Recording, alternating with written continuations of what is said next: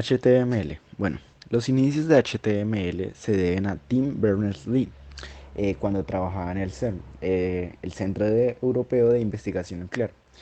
Y es que estando como trabajador del CERN se encontró con la problemática de poder facilitar el acceso a la información de este modo con la que trabajaban desde cualquier ordenador del centro o de otras instituciones que trabajaban con ellos. Buscaban una forma sencilla y estándar de acceder a toda esta información. Es en ese momento cuando nace el protocolo HTTP, que es Hypertext Transfer Protocol, y las páginas HTML. Además, ideó que las páginas estén unidas entre sí y estuvieran enlazadas. Era el concepto del hipertexto. Para la definición del estándar HTML, Tim Berners-Lee se basó en el lenguaje de marcado CGML, Standard General Markup Language. Este lenguaje define las reglas de etiquetado y estructuras generales. A partir de CGML se han definido lenguajes como HTML, PostScript y RTF. Tras tener el desarrollo del sistema de hipertexto interno, Tim Berners-Lee lo presentó una convocatoria para desarrollar el sistema hipertexto en Internet, junto con el ingeniero de sistemas Robert. La propuesta que presentaron la llamaron World Wide Web, WW3. HTML Tags y Mosaic. La primera versión de HTML nace hacia 1989 y es como un subconjunto de CGML y es especificada mediante un documento que se denomina HTML Tags. En el documento HTML Tags ya podemos ver los conceptos básicos del lenguaje HTML, ya que en él se definen cómo insertar textos, títulos, enlaces y listas, y algún elemento que acabó perdiéndose con el paso del tiempo, como la identificación del índice del documento. Podemos observar cómo intentan aglutinar en un lenguaje conceptos como estructura, formato y semántica, los cuales han ido derivando a la creación de otros lenguajes como CSS y XML. Junto con HTML Tags aparece el primer navegador para poder visualizar las páginas que se llamó World Wide Web. Posteriormente se crearían otros navegadores web, Samba, Airwise y Viola, además que pueden ser considerados como el primer navegador web global, que fue Mosaic, desarrollado por NCSA. En el grupo de gente que creó Mosaic, Mark Anderson entre ellos abandonó NSSA para crear posteriormente Netscape. En el HTML 2.0, el proyecto World Wide Web se empieza a extender por el mundo, siendo varios proveedores de servicios, entre ellos AOL, lo que empieza a dar acceso a la red. En paralelo a esta creciente entrada, colaboradores aparecen en noviembre de 1995. HTML 2.0. La versión HTML 2.0 es desarrollada por el IETF.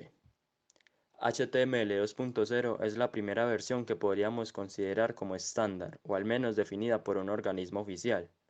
En HTML 2.0, con respecto al inicial HTML tags, podíamos encontrar cosas como imágenes, mapas de imágenes, formularios, barras separadoras, así como una definición inicial de DTD HTML. Creación de la World Wide Web Consortium y HTML 3.0. Tras diferentes conversaciones entre Tim Berners-Lee y el MIT, el 1 de noviembre de 1994 es creado el Consorcio World Wide Web, más conocido como World Wide Web Consortium, con la idea de definir estándares para Internet. Dentro de la World Wide Web Consortium se empieza a trabajar en noviembre de 1995 sobre el borrador de HTML 3.0, el cual nunca llegaría a ser recomendación y se quedaría como un borrador. El HTML 3.2 pasa a ser la recomendación. El borrador de HTML 3.0 es interesante ya que empieza a hablar de elementos como tablas, textos, alrededor de las imágenes y un documento llamado Math que permite crear fórmulas dentro del documento HTML. El elemento mat acabó cayéndose de posteriores revisiones del lenguaje HTML y conformando un nuevo lenguaje en sí llamado MATML. Una de las cosas que más buscaba el HTML 3.0 es que fuese compatible hacia otras con todo lo que se había creado hasta entonces. Quizá un trabajo demasiado teórico. Con el HTML 3.2 podríamos decir que es la primera versión de HTML ampliamente extendida y utilizada en la red. HTML 3.2 dejaba de ser una especificación teórica, buscaba ser más práctica. HTML 3.2 vería la luz en enero de 1997. En HTML 3.2 se pasaban a utilizar elementos que habían nacido fuera de la especificación y que habían sido definidos por los fabricantes como Netscape e Internet Explorer. Así podemos encontrar en HTML 3.2 la capacidad de crear código script, capas, formularios, posibilidad de meter applets de Java y modificar el tamaño metiendo fuentes. Quizás la especificación HTML 3.2 quedó demasiado abierta y empezó una guerra entre navegadores en la que cada fabricante quería presionar para que aceptasen sus elementos. Así, Internet Explorer presionaba para tener el elemento marquee y Netscape para tener el elemento blank.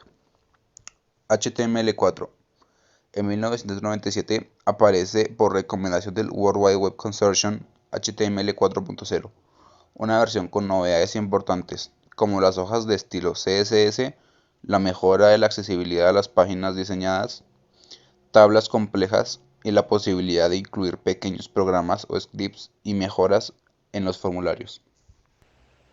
Para 1999 aparece la última versión oficial de HTML, HTML 4.01, una revisión de la propuesta anterior en la que no se incluyen novedades importantes. Desde el lanzamiento del HTML5, a partir de entonces, el W3C centró todos sus esfuerzos en el desarrollo del estándar de HTML. Sin embargo, en 2004, empresas como Mozilla, Opera y Apple decidieron organizarse en la WHATWAC, Web Hypertext Application Technology Working Group, para centrarse en la estándar del HTML5. Debido a que las presiones de este grupo, el W3C decidió retornar su actividad estandarizada de HTML. World Wide Web Consortium, W3C, el consorcio de la World Wide Web. Es un consorcio internacional en el que las organizaciones, miembros, el personal a tiempo completo y el público en general trabajan juntos para desarrollar normas y directrices web, diseñadas para garantizar el crecimiento a largo plazo de la web. El objetivo de W3C es que la web conecte a la humanidad de manera que el acceso al conocimiento sea más eficiente y equitativo. Fundado en 1994 por el inventor de la web, Tim Berners-Lee, World Wide Web ha supervisado con éxito procesos de planteamiento de problemas, diseño, creación de manejo y pruebas que han dado como resultado en más de 355 normas técnicas que hacen que la web funcione. Entre los éxitos se encuentran HTML5, XML, CSS y las directrices de accesibilidad a la web. El World Wide Web, como organización sin ánimo de lucro, tiene su sede en el Laboratorio de Ciencias de la Computación e Inteligencia Artificial del MIT en Estados Unidos, en el Consorcio Europeo de Investigación en Informática y Matemáticas con sede en Francia, en la Universidad de Keio en Japón y en la Universidad de Beijing en China.